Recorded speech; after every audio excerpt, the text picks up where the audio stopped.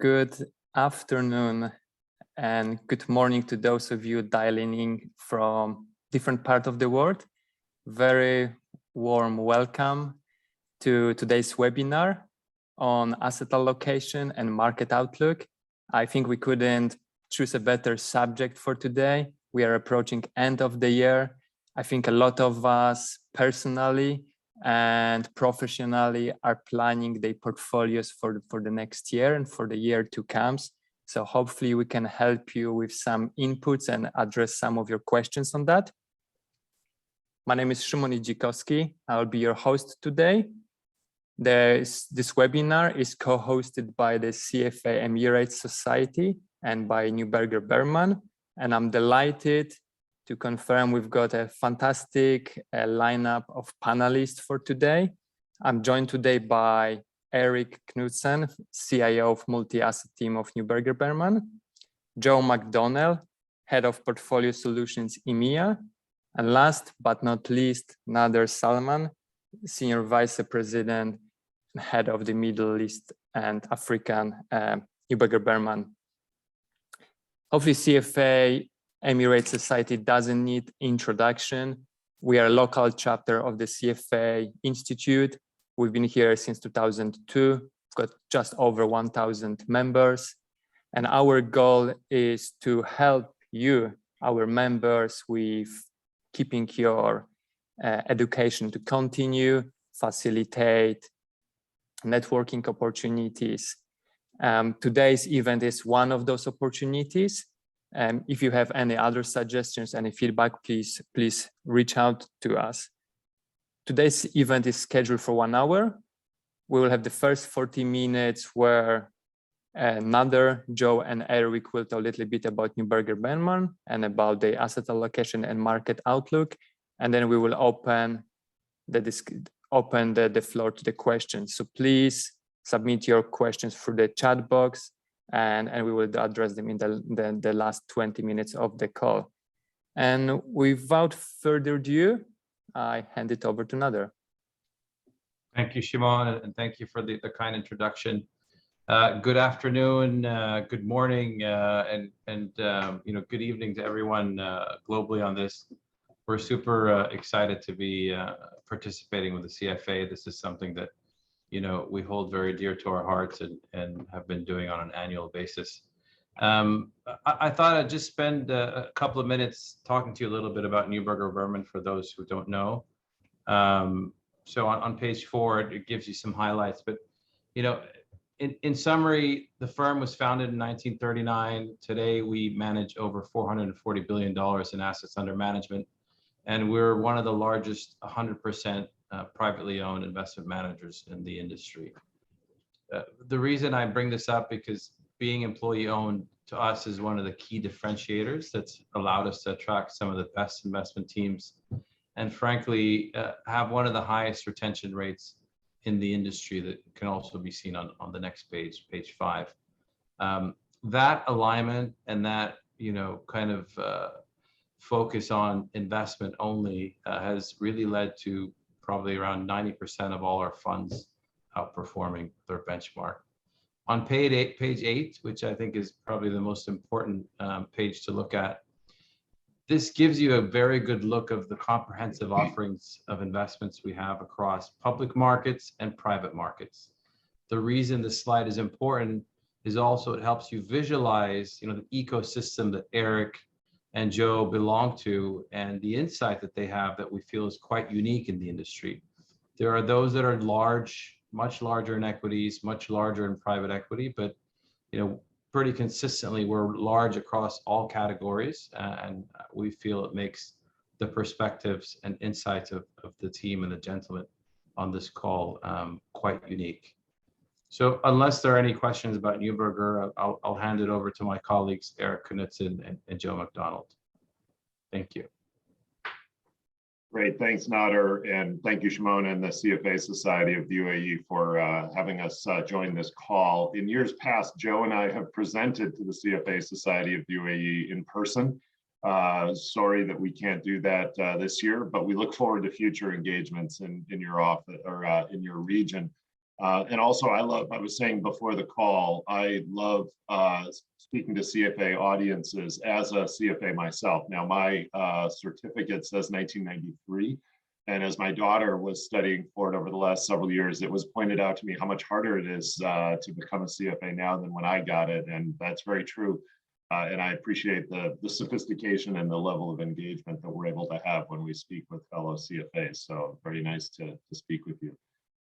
As we begin the discussion, what we're going to do here is share our key global themes for 2022, place those within the global macroeconomic environment, the framework that we have for the global macroeconomy over the next 12 months.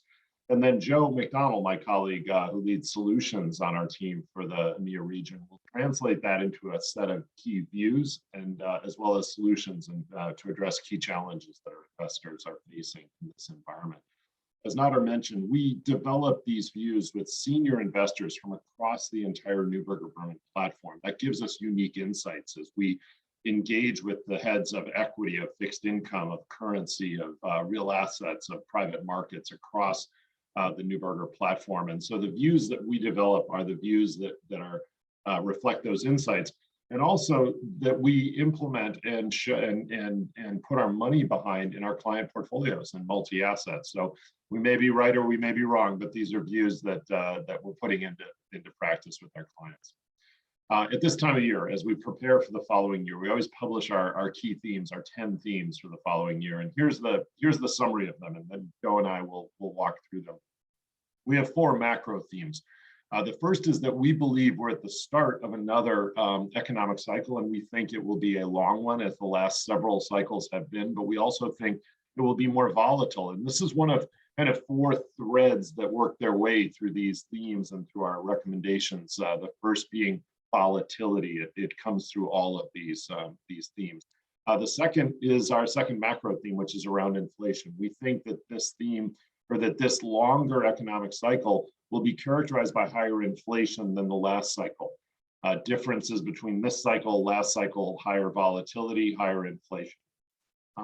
We think that we're entering a new age of politicized economies. This is an extension of a theme we've been highlighting for several years, which is a rising populism around the world, not just in China, not just in the United States, but globally. This is both, we think, a cause of why this cycle will be longer as governments implement tools to try to cushion and extend the cycle, but also a source of potential volatility. And then finally, the importance of decarbonizing the global economy. So net zero, we think, will become mainstream and be a more important source of kind of understanding markets, but it also is potentially a source of inflation and volatility. You see the theme here. And then Joe will speak to some of our key themes on fixed income, equities, and alternatives, where once again, we're trying to be more tactical to deal with volatility. We're looking for income. We're trying to position for a more inflationary environment. And importantly, we're looking for new sources of diversification, non-traditional sources of diversification in an environment where we do think we'll see volatility, but traditional diversifiers, traditional investment grade fixed income will be less productive as a diversifier. Let's turn to now putting these key themes within our global macroeconomic framework. So what we do is we share our next 12 months views, but we start by putting it in the context of what we've seen over the last 18 to 24 months. And of course, we've seen an extraordinary period characterized by one of the most dramatic economic and market drawdowns of the last 100 years, the COVID crisis, where you see that the steepness and the rapidity of the drawdown we experienced was even greater than what we saw in the Great Depression or in the global financial crisis. But that's been followed by a much more rapid recovery and dramatic recovery, in part due to the nature of the crisis, more of a natural disaster than a true economic crisis, but also because of the magnitude of the policy responses, both fiscal and monetary policy responses. And not just has it been an extraordinary recovery from that dramatic drawdown, but the lack of significant volatility since then is also remarkable. We haven't had a 10% drawdown since March of 2020. Now, as you know, statistically, equities have a volatility of anywhere from 16 to 25%, depending on your region. That implies that you would have a 10% drawdown at least every 12 months. That's just the math of that statistic, of that metric. But we haven't had one for over 18 months. We're certainly due back to that notion of volatility going forward. So let's talk about, on the next slide, the three key drivers of any global macro view: growth, rates, and inflation. In order to develop a macro view, you have to have an understanding and an expectation on those key drivers. So as we look out over the next 12 months, our expectation is that growth, while slowing from the very high levels we're experiencing right now, will still be above long-term trend globally, in the United States, and in other key regions. So slowing, but still above trend. Interest rates likely rising, but in our view, not rising dramatically as central banks begin to remove accommodation, but still seek to provide an overall accommodative environment and maintain looser financial conditions. So our 10-year Treasury yield target is 2% over the next 12 months. So rising 40 to 50 basis points higher, but not dramatically higher. Inflation staying elevated, but like economic growth, declining from the current peaks we're seeing, but 12 months from now, still likely above major central bank targets. So in the US, inflation going from 5, 6, 7%, as we're seeing right now on a headline basis, to maybe 2.5 to 3% 12 months from now. Still higher than what we saw last cycle, still higher than what the Fed is targeting, but going down towards those targets. So that's our broad global macro framework for the next 12 months.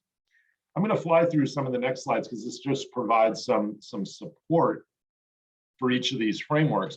But let's spend a moment on expectations for GDP growth. This is just the Bloomberg consensus economic forecast for major economies for GDP growth. And what you see is this pattern of high growth in 21 as we recovered from the depths of the crisis in 2020, to what we expect to be more moderate growth, but in major economies still above long-term trend, with one major exception. So global growth, 4.5 to 5%. US growth, consensus forecasts around 4%.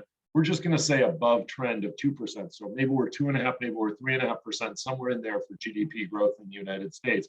Still above trend, still reasonably strong economic growth, but slowing from where we are right now. An interesting phenomenon you see in the US versus the Eurozone is the expectation is that in next year, the Eurozone grows more rapidly than the United States. And that's consistent with a view we have that there will be a handoff of growth leadership from the United States to Europe in 2022, and ultimately to the rest of the world, as you would normally see in a typical economic cycle. Even Japan at 2 to 3% growth, that's scintillating growth for Japan. And then a key driver of the economic environment over the next 12 months, China, expected to grow from over 8% per year this year to 4 to 5 or to 5-ish% next year. And this is probably the single biggest risk out there, along with inflation, but the ability of the Chinese policymakers to reposition their economy, shift from growth orientation to common prosperity orientation, and manage that drop in growth to 5-ish%. They have plenty of policy tools to do it. Consensus says they can do it, but a lot of potential risks and fine tuning there. So something to watch out for very closely. Next slide just shows purchasing manager indices. These are all still showing, even though we're seeing slowing growth, still positive growth. Anything over 50 indicates that positive growth expectations. Next slide just shows the kind of impact of COVID, which has been increasing on the upper right. You see in Europe, of course, as lockdowns continue, but we're also seeing continued progress on the vaccine side, now booster shots, and an expectation that COVID issues are going to begin to start leading to port reopenings and lower risks of port closings at the bottom of the slide. On the next slide, we turn to the fiscal impulse. Here we show the United States. And even though we're still expecting significant net fiscal spending in the United States, on a change in fiscal impulse standpoint, we're going to see that become negative as we go into 2022. So the one of our key themes, again, the importance of government in economics will remain quite strong, not just in China, in the US. We'll talk a little bit more about that. But the key here will be, will we see a handoff from fiscal policy to the consumer, who have lots of savings built up in the US and Europe and Japan elsewhere, although Japan's going to stay strong with fiscal into 2022 with their new policies. So this will continue to be a strong driver in Japan, and a reason we think Japan can be attractive in 2022. On the next slide, we turn to the monetary environment. While central bank balance sheets have grown dramatically, even as we begin to taper net, central banks will still be adding to central bank balance sheets through 2022. And even though it is expected that we'll start seeing liftoff in short-term rates as soon as 22, although we would say we're more cautious in terms of when the Fed will start raising rates, the overall monetary environment still remains quite accommodative. Turning to the next slide, one of the key variables we will be watching most closely is overall financial conditions. And here we show one of the major financial conditions indices for the US, which shows that even as interest rates have risen earlier this year and more recently in the United States from very, very low levels during the crisis, overall financial conditions in the United States still remain amazingly accommodative. And we think that that can be the case through the taper. We think that the Fed, however, is watching this very closely and will struggle to raise their policy rates until if they start seeing financial conditions tighten. And if they raise rates once, if they raise rates twice, and they start seeing financial conditions tighten significantly, we think they could very well pause or even reverse course, as they did in late 18, early 2019. And so we are positioned such that we do not think the Fed will raise rates as much as what has been now priced into markets because of the importance of this financial conditions indicator to their policy making and to the economy. One of the key elements, of course, will be inflation. And so we think we are likely to continue to see negative real rates as the Fed and other central banks remain accommodative and inflation is high. We think inflation isn't just a transitory or short-term transitory phenomenon, although it may be transitory for a little bit longer, but there are also structural elements that will lead to higher inflation over this coming cycle. The reaching of peak globalization, the changing policy orientation of China, the changing power and dynamics between labor and capital, onshoring and restructuring global supply chains, and also the decarbonization that we'll talk about in a moment. And inflation isn't just a US phenomenon, it's also a global phenomenon, as we show on the next slide. In fact, it's been, some of the challenges associated with inflation have been greater than what we've seen in the US. Now, remember I said our expectation is that inflation will be going down from the current very high levels that we're seeing. So transitory for longer in some structural elements, but lower than current levels. And if you squint on the left-hand exhibit, you can see that when we look at the US inflation surprise indicator from Citi, you can see that it appears to have peaked and rolled over and started coming down. It's still high, but it has started coming down, and that may be early evidence that we've seen at least a peak in short-term inflation in the United States. So and of course, supply chains remain a challenge with bottlenecks. Now, there's evidence that these supply chains are clearing, or at least becoming less of a challenge, but this will remain something to watch very, very closely. As we turn to the third of our major theme, more engaged governments in the economies. Now, China, of course, is case study number one here, where You've seen the change in policy orientation, which in a way has been foreshadowed for 3 or 4 years by the Chinese Communist Party, but really beginning to be implemented in the last 6 to 12 months. And with a number of policy announcements and actions, you can see that they have had a major impact on the Chinese market. This isn't just true in China, though. You think about the policies being implemented in the United States, legislation seeking to be passed in the United States, focus on tech company regulation in the U.S. and Europe, and we believe that governments will be playing a more significant role in economies going forward. And we're asked if China is an investable market in this environment, and we say China is a policy-driven market. It has been. It will continue to be a policy-driven market. It still represents opportunity, but investors just need to acknowledge and think through the policy-driven nature of the Chinese market.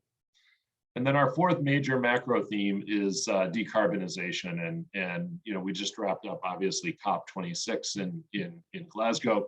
And even though many have been somewhat disappointed by government actions so far and concerns about government's abilities to either make the right kinds of commitments or live up to the commitments that are being made around decarbonization, the simple fact is that much is happening towards decarbonizing the global economy, whether it's country level commitments or perhaps more importantly, company level commitments. You can see here over 2,100 companies have committed to science-based targets, that over 1,500 companies have made net zero emission targets, and that's over 11.4 trillion in revenues.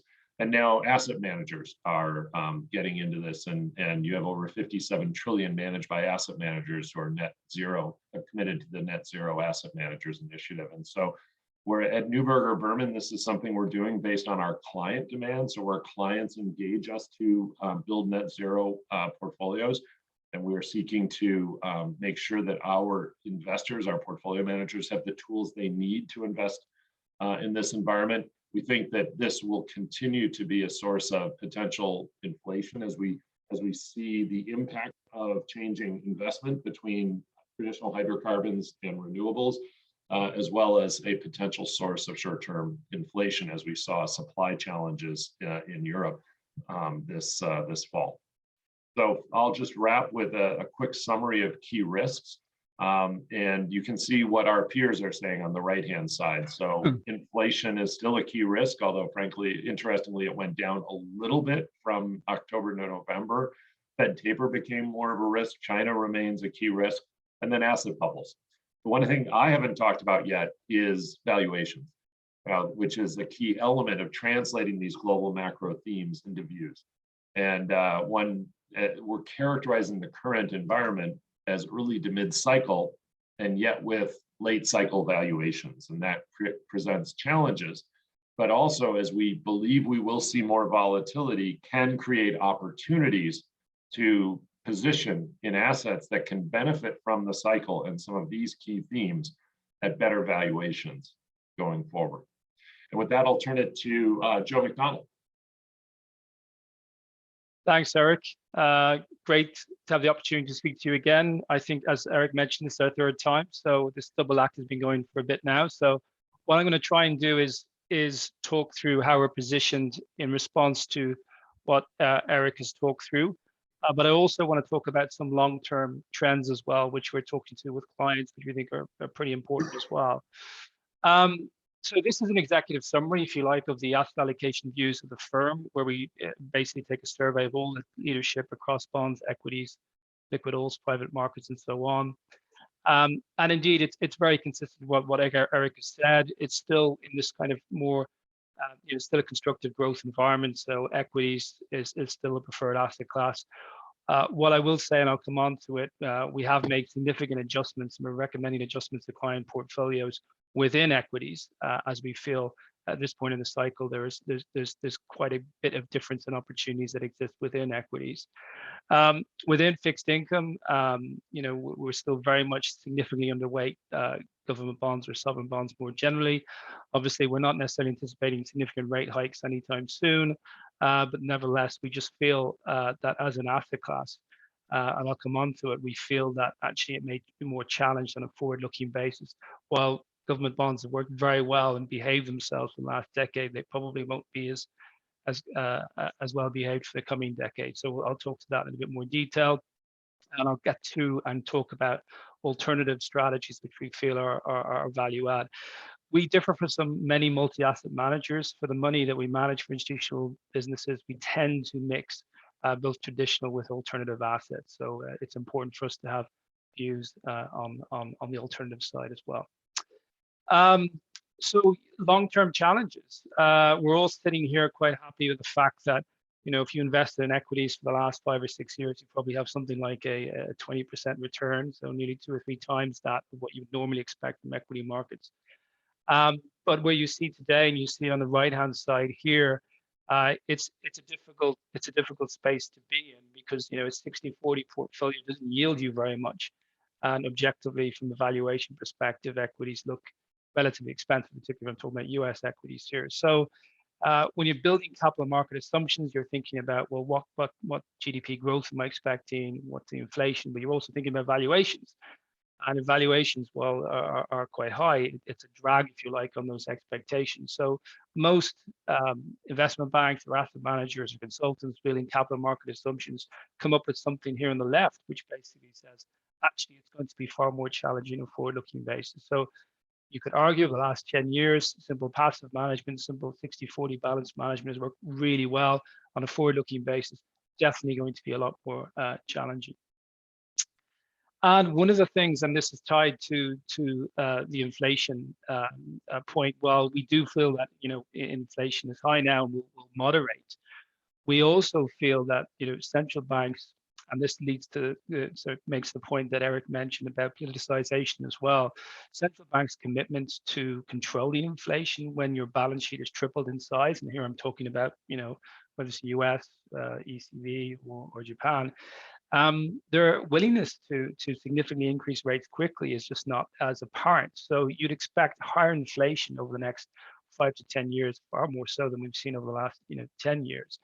And this can play havoc with, you know, standard correlations between bonds and equities. So if you look here on this chart, you can see the last decade, we've been a low inflation environment. Correlation benefits of combining bonds and equities have worked really well. When equities have not done well, bonds have. But you can see, and go back to the 90s, 80s and 90s, when there's been positive correlation between bonds and equities and higher inflation environments, that diversification, that simple, virtuous diversification wasn't apparent. And we're beginning to see the early signs of this breakdown in this very fundamental relationship. And that's going to be a central theme for asset allocation for the next 5 or 10 years. So if treasuries are no longer providing the kind of simple hedge, you do have to look beyond that to think about how you manage or mitigate risk.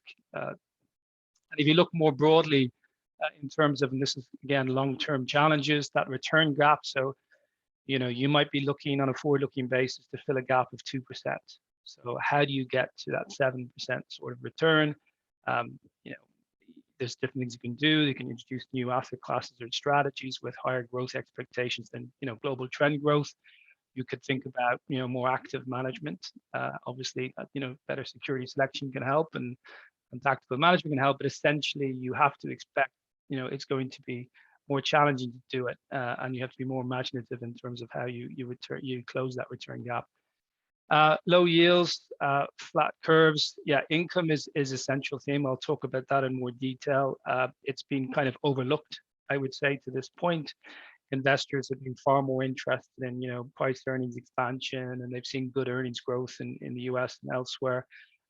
But income as a proportion of total return, so income is potentially very important if you believe general expected returns are going to moderate. So I'll talk to that in more detail. As I mentioned, that inflation elevated risk is important. What does this mean for equity market allocations? What does it mean for emerging markets? I know a lot of people on this call invest in emerging markets, challenging space, obviously, with China being the segment of the market being pulled down this year. But in fact, historically, China's been in most of the growth, if you like, in emerging markets has come from China. historically as well in terms of price appreciation in equity markets. And the shift from public to private, I'm going to talk briefly about the composition of private investments and what investors are looking at. So with it, as I said, being overweight equities is finding good, but there is a change. I mean, we've come from the growth narrow type equity market with more appetite now, as potentially growth moderates to more value opportunities. But also, hopefully COVID is resolved and we're going to see more cyclical uptick as well. So that's feeding through. We feel that investors want to broaden out their asset allocation. If you're thinking about the opportunities that exist internationally, you're thinking about Europe, you're thinking about Japan. These are two blocks which are likely to, from a tapering perspective or an interest rate hike perspective, which, as I said, we're not necessarily anticipating anytime soon, but they're likely to be somewhat behind, if you like, the Fed. So investors do think that, from an earnings perspective, there's a bit of catch up to be had in Europe and Japan, and that's feeding through in terms of client asset allocations. And in the United States, this kind of feeds, if you like, into the COVID recovery. There's still plenty of opportunity, if you like, to make money, if you like, from small cap bias, which has a significant better beta, if you like, to the COVID reopening. So this basic slide just talks to the dividend growth. I mean, the reality is we saw the suspension of dividends throughout COVID. It's coming back in now. It's still some way to go to get back to where we were. But we do feel investors will place more value on dividends on a forward-looking basis. Small cap has a great beta to reopening. Obviously, some of these are the sectors that were hit most profoundly, if you like, by COVID, whether it be airlines or retailers or hotels, and so on. If we get stabilization, I know we've had some shocks here in Europe, at least in terms of COVID infection rates. But as we see better and improving numbers in terms of vaccination levels in all of these countries, and in many ways, some of these things that have happened in Austria and elsewhere are really going to push maybe us towards mandated vaccines, which will obviously improve the prospects for these economies. But obviously in the United States and elsewhere, it will support small cap. As I said, they have a much higher beta to that recovery than large cap. Japan is a very interesting segment of the equity market, slightly ignored for a number of years, and there's good reason for that.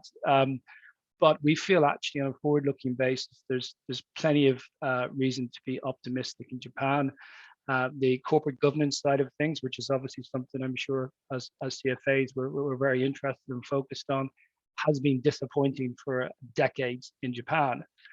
But the new corporate governance protocols and so on that are coming in Japan are going to influence the composition of the topics. You're going to see greater disinvestment from cross holdings, which we think is a hugely positive thing.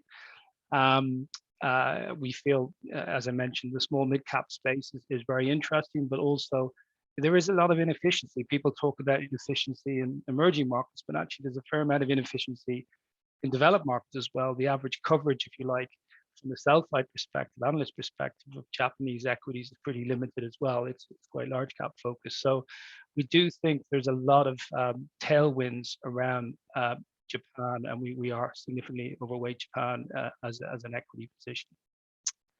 The dollar is extremely difficult to call. Everyone on this call, I'm sure, has had this challenge in the past.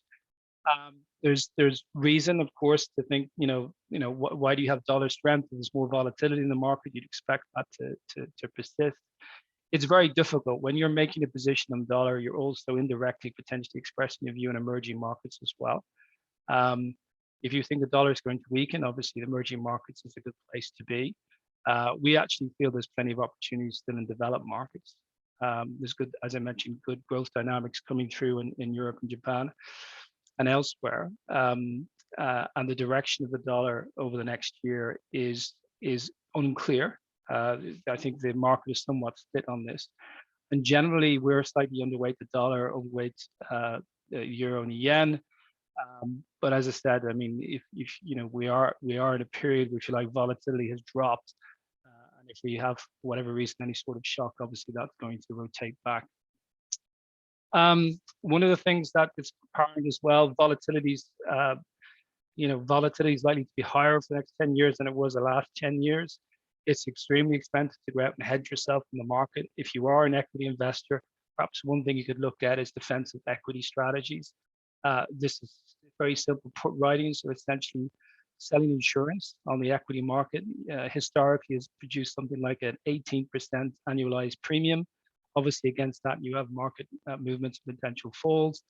But as a very simple insurance strategy, it's generated returns that are equity-like with about 2/3 the volatility and about 40% less drawdown. So a very simple put writing strategy. If you believe, as I said, for the next 10 years, volatility is likely to be higher than it's been for the last 10 years. And I think there's good arguments for that as well.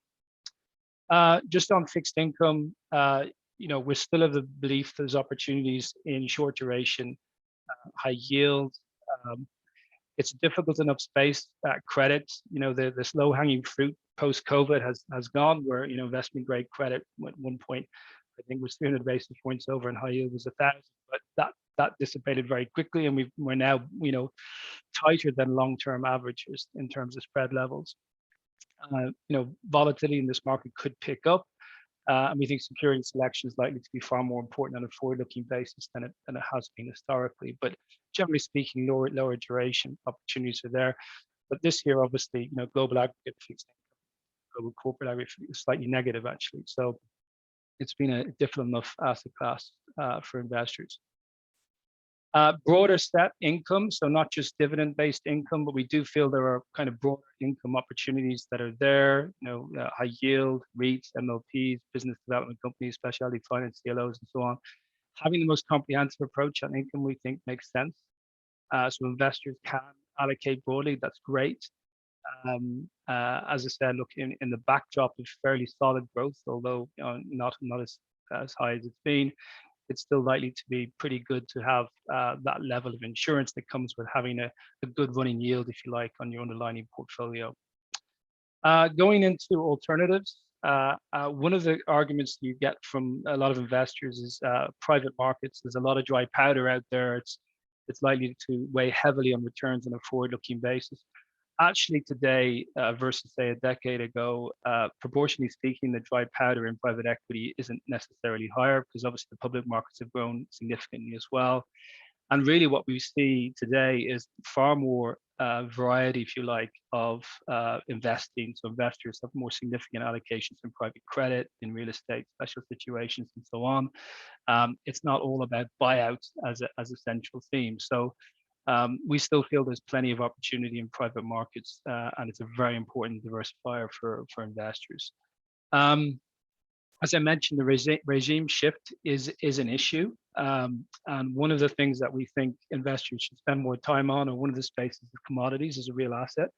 Obviously, commodities have done well over the last 12 months, but they've significantly performed badly for the last 10 years. So if you're talking about a higher probability of inflation feeding through, and of course there's a lot of structural positivity around commodities, because obviously as we move to zero carbon and electrification and so on, actually commodities benefit from those trends. It's maybe counterintuitive, but essentially if you think about metals, if you think about natural gas and so on, there's going to be a lot of structural demand as we transition to a different type of global energy economy in years to come. So we actually feel there's a good chance that commodities could be applied, a better level of diversification than a simple bond equity portfolio. So almost going back to what we saw in the 90s, where when S&P was disappointing, actually commodities did reasonably well. So again, as an asset class, commodities don't tend to figure too much in client asset allocations, but that has changed, and we've seen a significant improvement in terms of people's attitude to putting into their strategic asset allocation over the last 6 months. And then I'll just finish up in a second. I just talk about macro or uncorrelated hedge fund strategies. Clearly, as a space, I think investors have been disappointed. The last year has been reasonably good, but before that, I think investors were disappointed. Our view on hedge funds is I think it's important to have a kind of a high hedge ratio. So really thinking about an effectiveness, so very much market neutral type strategies in this space. Obviously, there's a lot of manager implementation issues around this. You've got to select the right sorts of managers, But if there is a period of volatility, hopefully these strategies will do well, as they have done historically at different times. And I'll just say, look, on private equity, it is the case, versus 10, 20 years ago. Private equity today is more about creating greater efficiencies in companies, not about financial leverage. And that is philosophically a very important point insofar as how investors can extract returns and get better returns from private equity. And I think that's very important, that there's value creation feeding through into these sorts of portfolios. And then I'll just finish on real estate by saying, real estate obviously hit very significantly in COVID, a very specific impact, obviously. But obviously, the public market, the REIT side of things has recovered significantly over the last 12 months. Still good prevailing yields on core real estate versus investment grade and high yield bonds. I think there are potentially opportunities further out in opportunistic real estate. But what we're seeing in Europe, and I'm sure you're seeing in different parts of the world, in Germany and France and elsewhere, actually real estate as an asset class, both as a total return and rents are improving. So it's an asset class which, as I said, was hit by COVID, but is actually coming back quite constructively. So I'm going to leave it there, and we can have, happy to take questions. Thank you. Well, thank you very much, Joe and Erik. That was extremely interesting. If I try to summarize, it sounds like I think we all need to be a little bit more nimble. Maybe we need to be a little bit more active. We need to probably consider broader scope of asset classes, but nevertheless, I think we need to prepare for higher volatility and lower return going forward. I would encourage everyone to submit questions through the chat box. But if you allow me, Joe, to kick off with a few questions. You touch base on the, on the 60-40 portfolios, and how the returns will come down, and maybe how this portfolio will not necessarily meet the goals of an average investor. You gave some ideas, maybe how to offset of that. You've mentioned Japan, or you've mentioned active management, you've mentioned small caps, maybe some of the areas where those additional returns can be generated. But this all sounds a little bit like those sort of satellite ideas, while the 60-40 portfolio is the bread and butter for typical investor. Does it mean it's no longer relevant, or does it still fit, a portfolio for a typical client? Well, my response to that, let's break it down, the 60 and the 40. So the 40 classical government bonds. So we buy government bonds for three reasons. We buy them for yield. We buy them for reliable diversification. We buy them for technical reasons, like liability management or whatever, which is, obviously pension funds and insurance companies focus on those.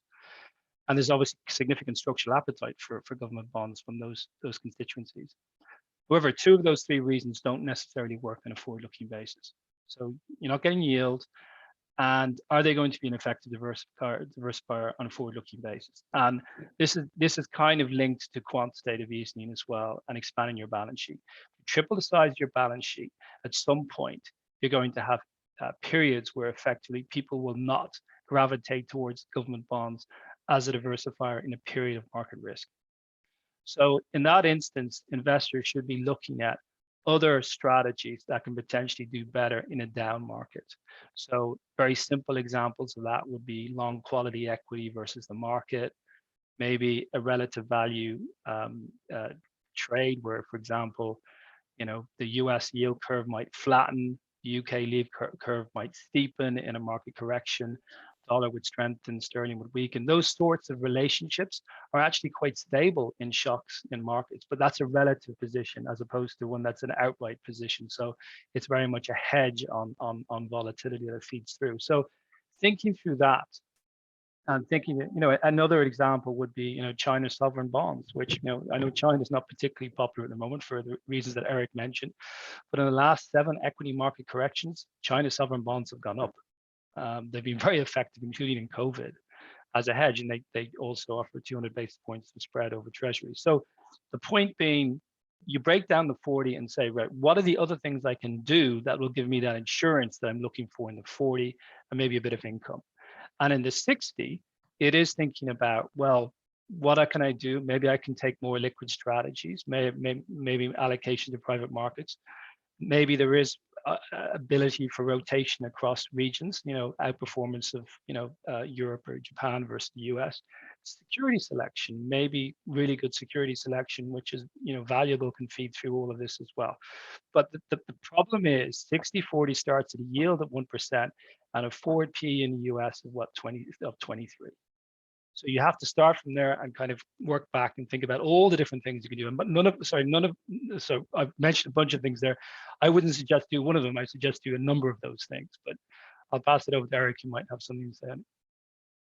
Yeah, no, well, you've hit it all, Joe, in many ways. That I think as we think of the 60-40, we think the 60 is going to be very important to drive those returns for the clients. And given where we are in the cycle, even though equity valuations are full, we still think that equities are going to drive reasonable returns for investors.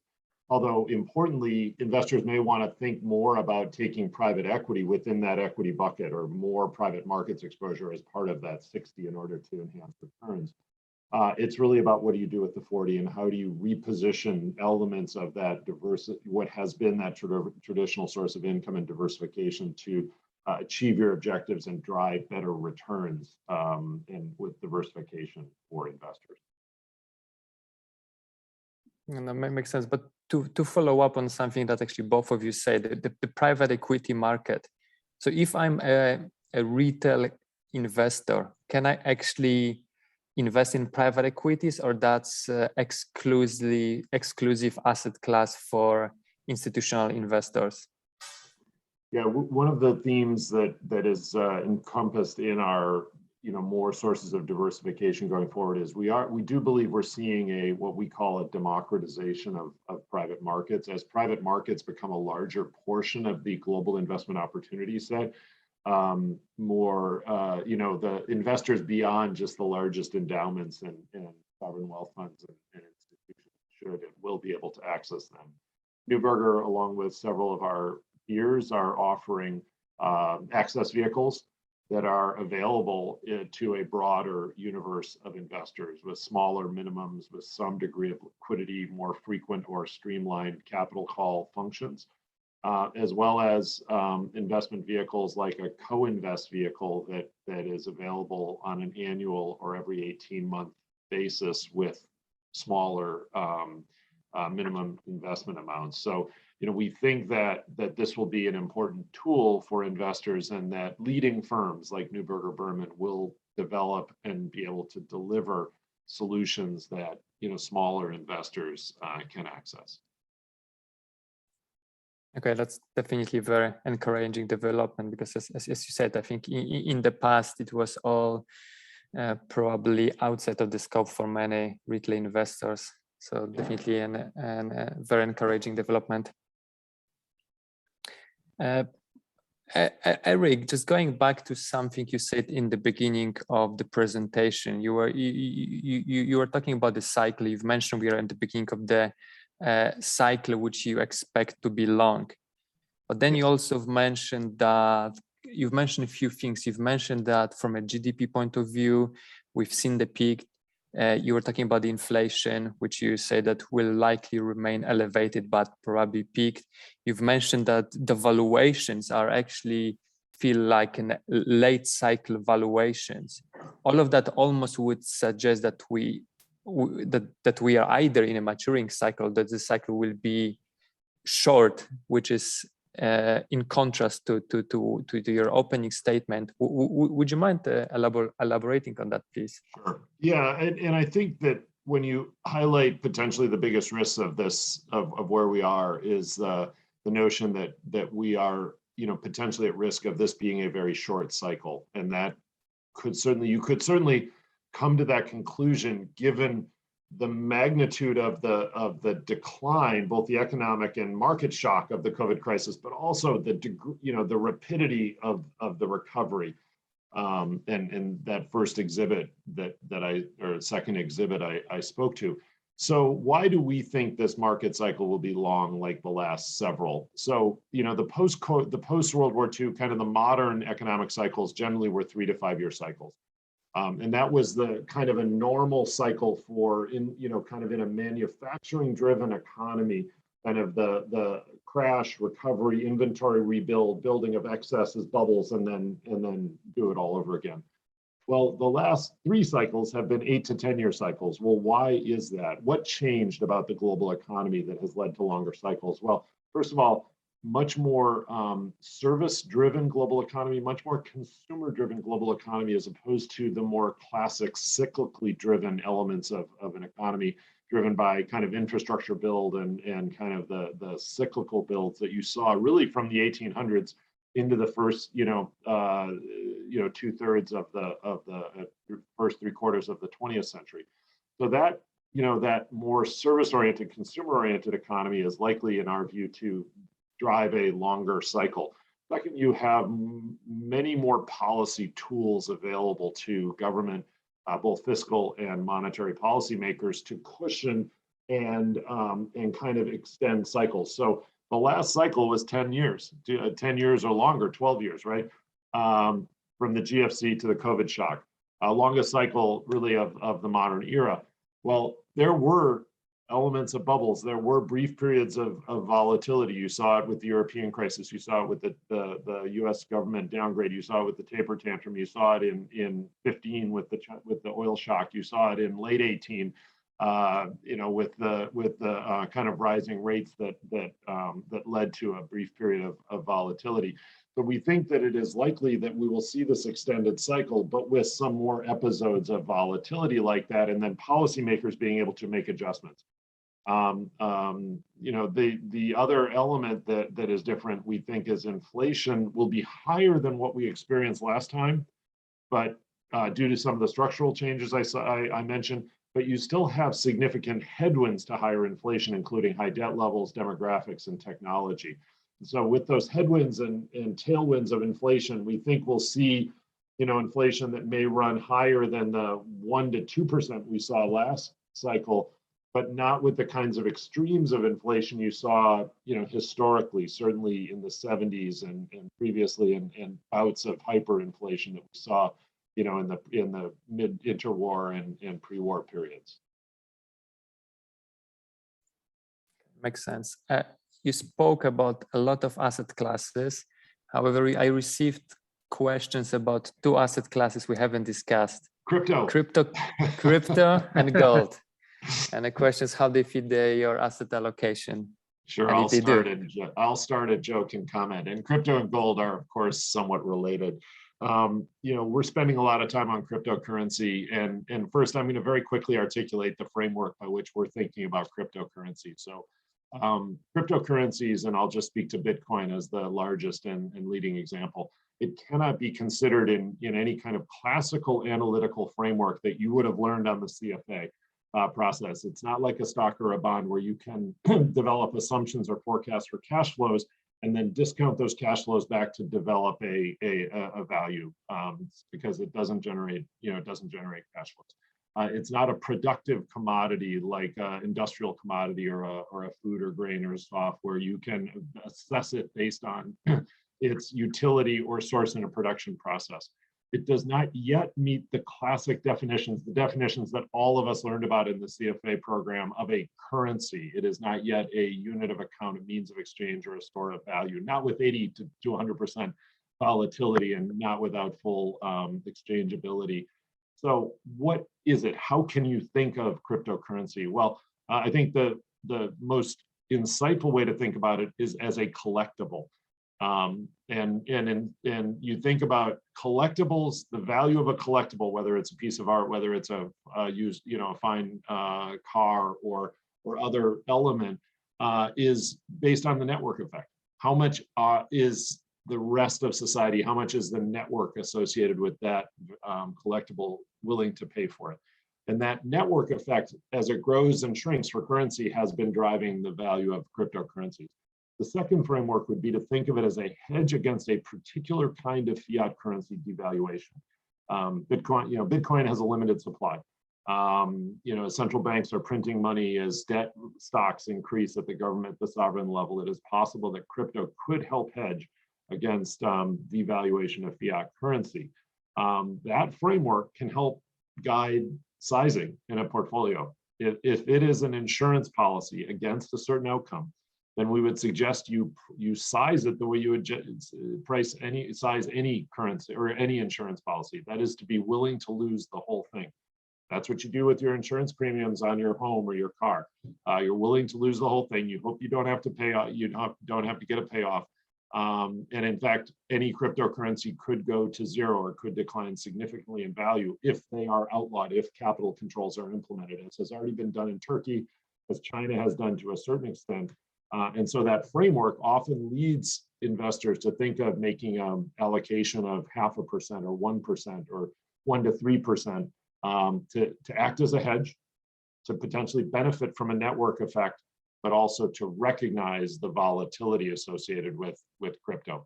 Now, how are we investing? One of the things we like doing is actually harvesting volatility. Joe mentioned the put right strategy that we implement on equities to basically sell rich insurance, richly priced insurance on equities. Doing the same approach with Bitcoin is incredibly productive. The current volatility of Bitcoin, as I said, 80 to 100%. If you can sell at the money puts on Bitcoin, which you can now, there's a large enough market on the CME to sell puts on futures on Bitcoin, you can generate up to 20% monthly premium. Now, you also have downside risks, so we tend to buy deep out of the money puts to hedge the outcome, but that creates a more normal distribution for Bitcoin. We're also beginning to incorporate beginning to incorporate Bitcoin in commodity strategies, take advantage of the negative roll yield by owning the physical, selling the future, and also being tactical in the Bitcoin and crypto space. So we're looking at ways to incorporate it into client portfolios within that overall framework that I described.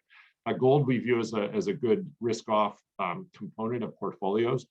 We do incorporate it in a risk-balanced way in portfolios where appropriate, but it seems to have lost some of its luster, sorry for the bad pun, given that many investors appear to be looking to Bitcoin and other digital currencies to play that role of traditional hedging role of gold. So need to look at both of these together.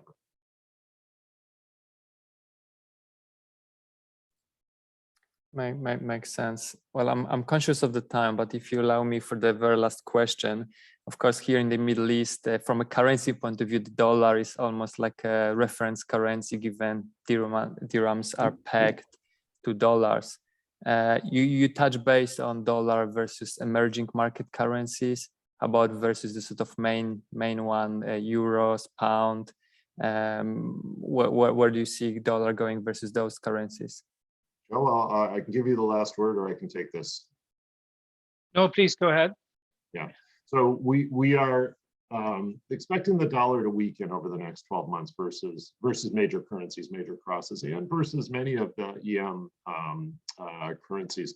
Now, that's a view that has been, it was a consensus view at the start of this year. It's been an incorrect view.